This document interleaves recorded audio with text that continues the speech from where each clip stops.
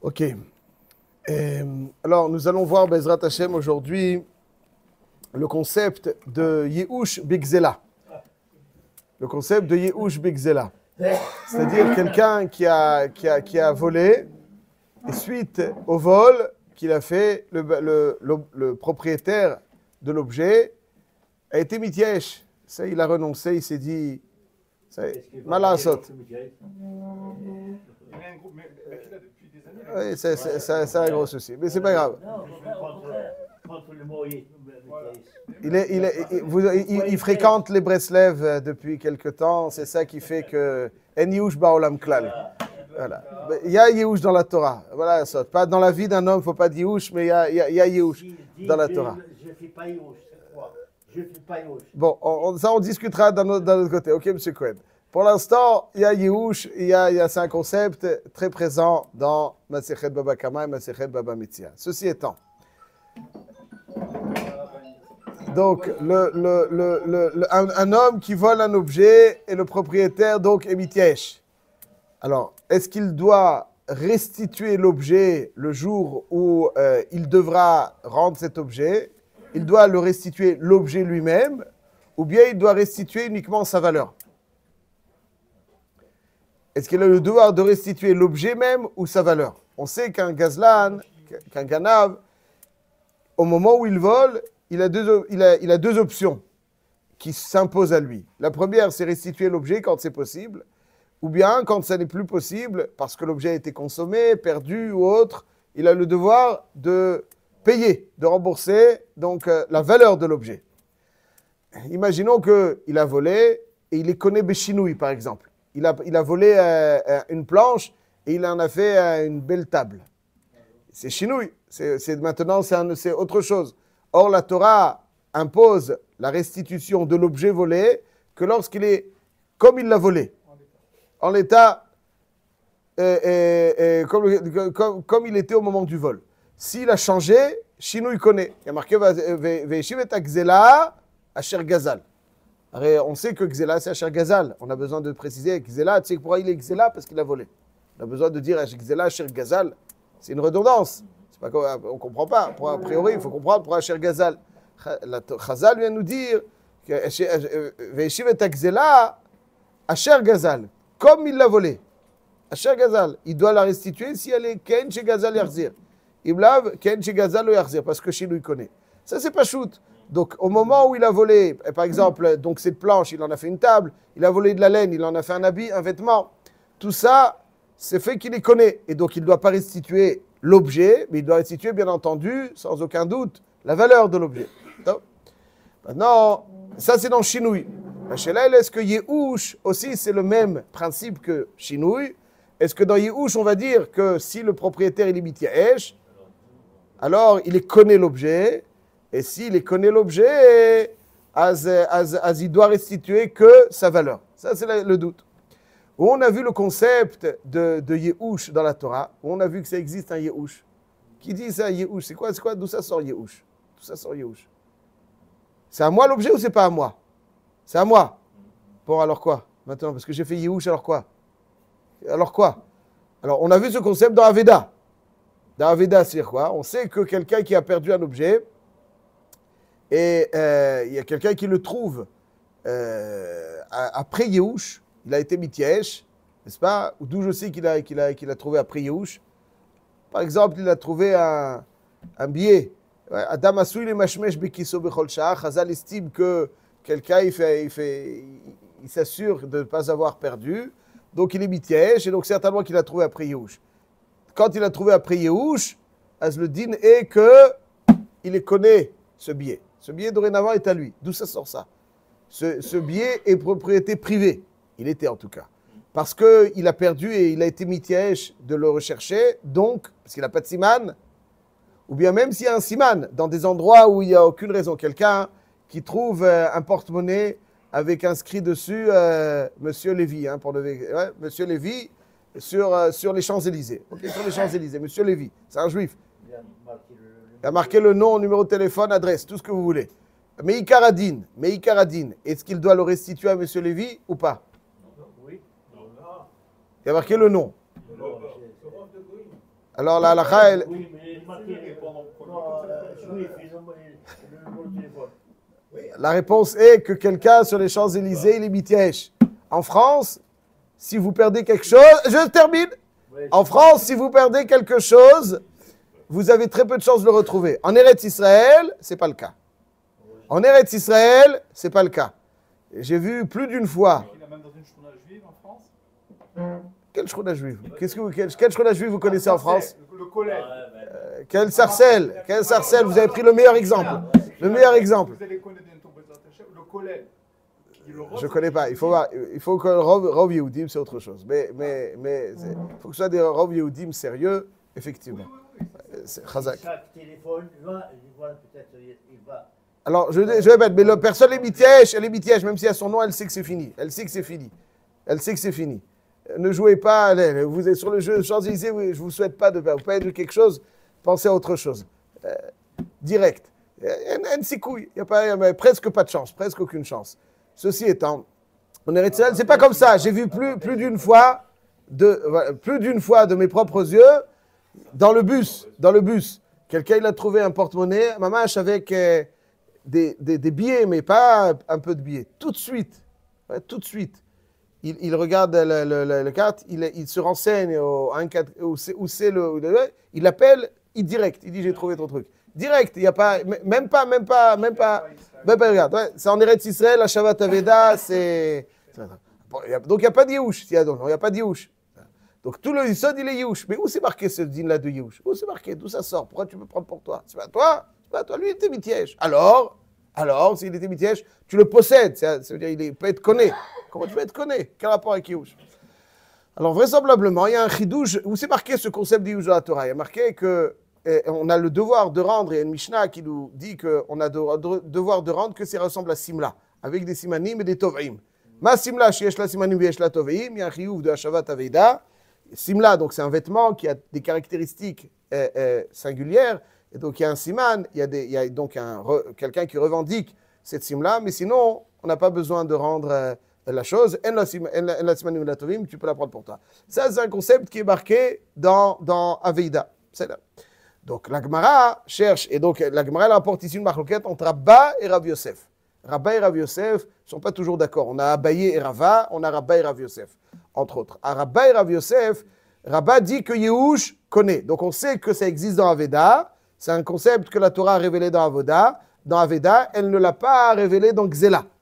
Le débat de la Sugia dans Daf Samech Vav, c'est de savoir est-ce qu'on va s'inspirer, ou appliquer le concept de Aveda, de Yehush dans Aveda, dans Gzela. Dans Aveda, il a perdu, il était mitièche. Et ici aussi, on lui a volé, il a été mitièche. Est-ce qu'on va dire que de la même façon que dans Aveda, Yehush connaît?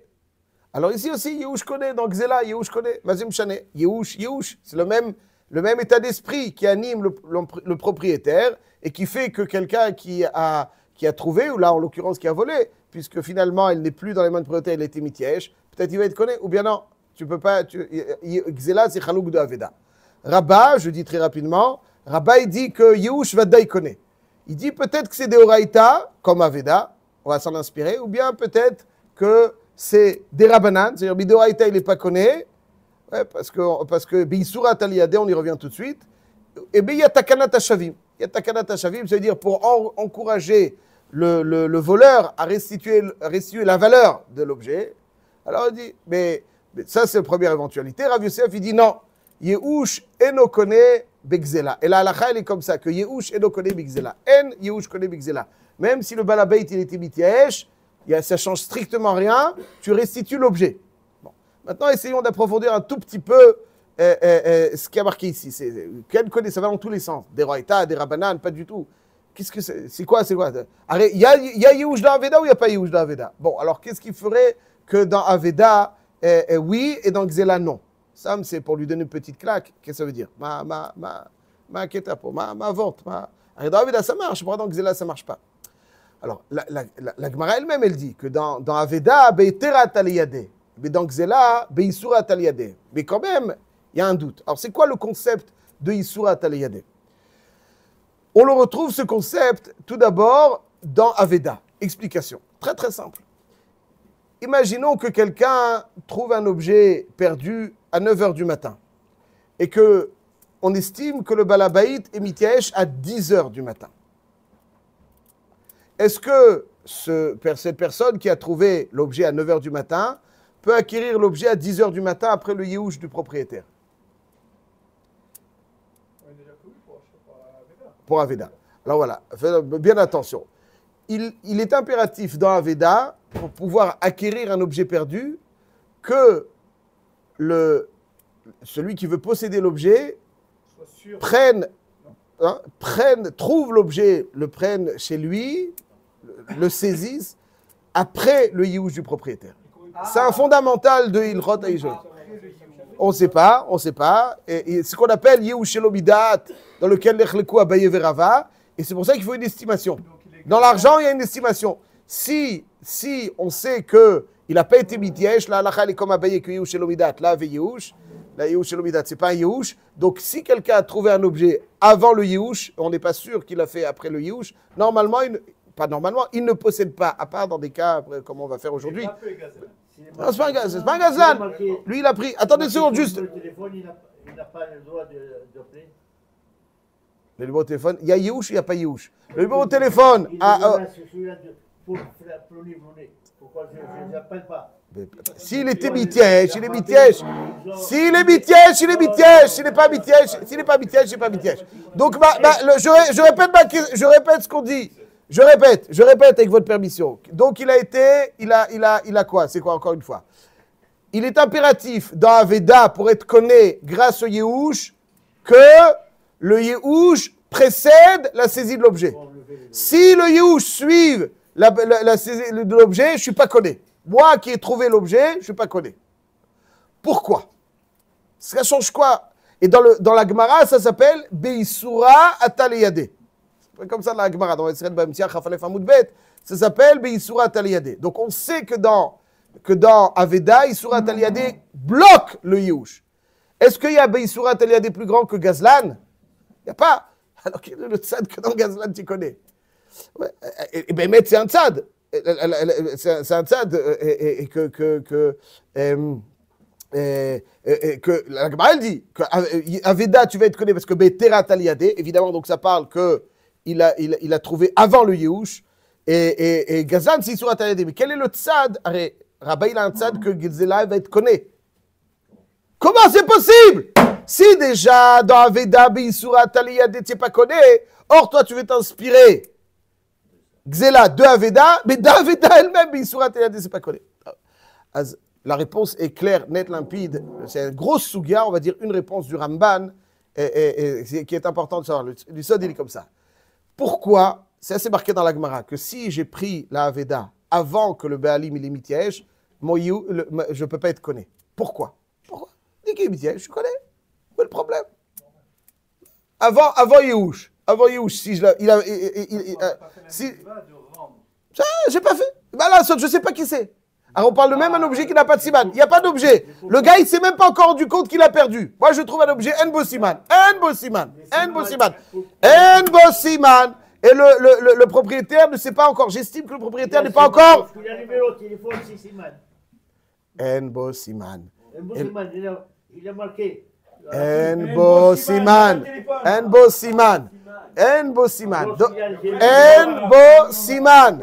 Vous prenez un autre cas, c'est pas le mien. Enbo Siman. Il n'y a pas de Siman. Donc maintenant, il n'y a pas de Siman et je l'ai trouvé en estimant que le propriétaire ne s'est pas encore rendu compte qu'il a perdu. Je sais qu'à un moment, il va se rendre compte. Est-ce que je suis connu ou pas? Oh. Voilà, je ne suis pas connu. Pourquoi? Parce que Beisura Taliyade. Quel est le vent? C'est quoi Beisura Taliyade? Le Ramban, il dit, vous le dites tout seul ça, Rabbi Shimon? Oui. Si j'avais mon chapeau, je... Le pshat est comme ça. Non, la kippa, je ne touche pas. Le Yisod est comme ça. Le Ramban, il dit comme ça. Le Ramban, il dit qu'un Yehush, le concept de Yehush n'existe que lorsque l'objet, il est complètement exclu, hors de portée du Ben Adam. Chutz l'Irshuto. C'est un Yehush. Yehush, ça veut dire l'objet il est hors de portée. Et ce qui me rallie à l'objet, tant que je ne suis pas mityaesh, c'est ma quête après cet objet. Lorsque je fais Yehush, ça y est, il est déconnecté parce qu'il est hors de mon reshoot, il est déconnecté. Donc ça veut dire que le concept de Yehush, la Torah était mchadeshet, qu'un objet est déconnecté de son propriétaire par son état d'esprit, par sa situation et son état d'esprit, alors sa propriété n'a plus de sens d'une certaine façon, donc qui le souhaite peut le posséder. Mais c'est le fait que l'objet soit déconnecté du cercle, du propriétaire, c'est ça qui permet au Motse Aveda d'être connu. Omer Ramban dans les Milchamot, il dit que lorsque quelqu'un trouve un objet, chez nous dans le judaïsme, il devient shomer. Il est le gardien, donc le shomer, comme si on lui avait déposé un objet. Et il est fort possible, d'après un avis dans la Gemara, qu'il est shomer sachar. Je trouve un objet, on me le vole, je dois le rembourser au propriétaire. J'ai trouvé un porte-monnaie. Vous savez quoi? Je vous donne un exemple. J'ai trouvé un porte-monnaie. Il y avait marqué le nom et il n'a pas été mityesh parce qu'il l'a trouvé à Beit Vagan, en Eretz Israël. Il l'a mis dans le sac à dos, dans la poche arrière. Il arrive pour le restituer, mince, il n'y a plus de porte-monnaie. Malheureusement, il est passé par je ne sais où et on lui a piqué. Est-ce qu'il est chayav de restituer? Écoute-moi, j'ai vraiment... Si je t'avais pas trouvé l'objet, tu l'aurais. Non, moi, je suis bonne volonté, tu sais. La halakha, ça n'empêche rien. Un juif, il doit assumer ses responsabilités. Ça en fait partie. Il doit sortir les billets qu'il a trouvés et les restituer. La Torah, elle te dit, t'es indigne de shomer. T'es pochéa, t'es chayav de payer. Kachazé. Shomer sachar. Là, ici, en l'occurrence, il est shomer chinam, c'est aussi une pia. Donc, il est chayav aussi, même s'il est shomer chinam. Ce Cohen, je comprends votre sentiment, mais c'est comme ça. Il a été pochéa. Ceci étant, le shomer avida, il a un digne de, le motse avida, il a un digne de shomer. S'il a un digne de shomer, il ne peut pas y avoir de yehush chez un shomer. Parce que l'objet, parce qu'il est gardé pour moi, le gars va me chercher. Donc, mimeila, on ne peut pas considérer l'objet déconnecté. Tu ne peux pas dire qu'il est déconnecté. Il n'est pas déconnecté, arrête. Il est dans ton reshoot. Imaginons quelqu'un, il pense qu'il a perdu son portefeuille, mais il est sous les chemises. Yehushal, voilà que non, il n'est pas déconnecté, il va le trouver. C'est pas chaud, il n'y a pas Yehush là-dessus. Ouais, il est sous les chemises. Dans 2 jours, il va prendre une chemise. Ah, il est là. Yehush Sechal, va-t'aille chez l'eau. Pourquoi? Parce que l'objet n'est pas déconnecté. La même chose quand quelqu'un a trouvé mon objet, c'est comme s'il était chez moi, parce que je suis chômeur. Ça, c'est ce qui empêche la chalot yehush dans Aveda. C'est le statut de chômeur qu'il a. Ça, c'est le Beisurat Aliyadeh. Dans Gazlan, il n'est pas chômeur. Il n'est pas chômeur. Il n'est pas chômeur, il a pris pour lui. Donc, s'il n'est pas chômeur, donc on pourrait dire que c'est Wichal. Il n'y a pas le Beisurat Aliyadeh de Aveda. Mais néanmoins, il y a un autre Beisurat Aliyadeh, que c'est un vaillou. Beisurat Aliyadeh, que c'est un voyou, on va lui donner donc pas seulement ça, pas c'est un voyou, ça c'est stam des sentiments, un peu plus. C'est vrai que c'est un voyou. Mais le pshat, il est que comme c'est un voyou, c'est lui qui a provoqué le yiouch. C'est à cause de toi qu'il y a le yiouch. Donc tu ne peux pas bénéficier du yiouch que tu as provoqué. C'est pour ça que Beisurat Aliyadeh, tu n'es pas connu. Mais seulement Rabbi il a un tzad que Takanat Hashavim. Et là-dessus, Rav Yosef, il est cholèque, qui dit que c'est un autre type de Beisurat Aliyadeh. Parce que c'est un voyou, c'est lui qui a provoqué le yiouch, il ne peut pas profiter de ce yiouch qu'il a provoqué. Azmi Meila, il n'est pas connu, et c'est la halakha que Yehush Begzela et no connaît. Les familles nous ont fait Yehush pour qu'il soit un voyant. Mais là, ça fait des années, hein. Il va vous le répéter dans 10 ans, Bézat Hashem, en bonne santé, la même question. Hein. Ah ben non.